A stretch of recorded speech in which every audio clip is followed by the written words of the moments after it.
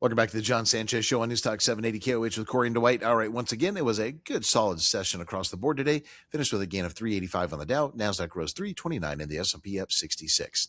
All right, it's time that we get to our topic. Again, the homeowners mid-year checklist. Again, most of us schedule annual physicals, at least we should. We take our cars in for service when the oil light doesn't come on yet. We review our investment portfolios. But what about, again, one of our largest assets, if not the largest, which is our home? Most families, well, their home is their single largest asset. Yet many homeowners have never reviewed it, or if they have, it's been years.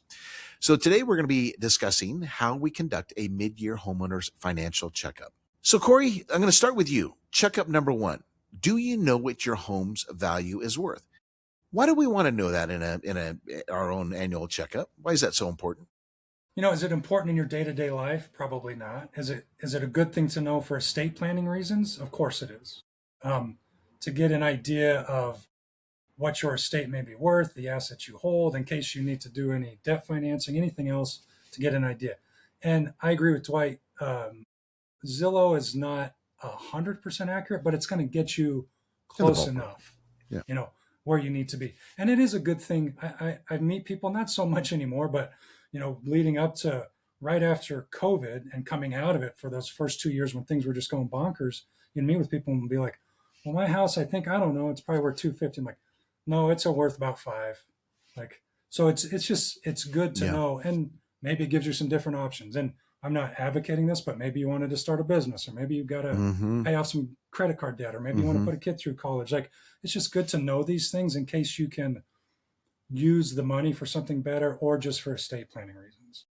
Well, I think also what I deal with, and I just had this conversation today with someone, they had modest financial means, but they had a lot of equity in their home.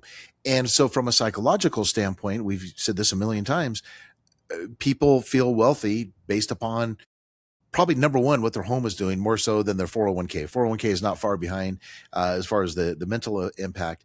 But yeah, if my home I've got X amount of equity, you're going to be a little bit more inclined to go borrow or to go buy a car, go do this, go do that, because you can always come back to that piggy bank again, whether it's right or wrong. So yeah, I think it's a very, very good idea. Dwight, any points you want to add on that?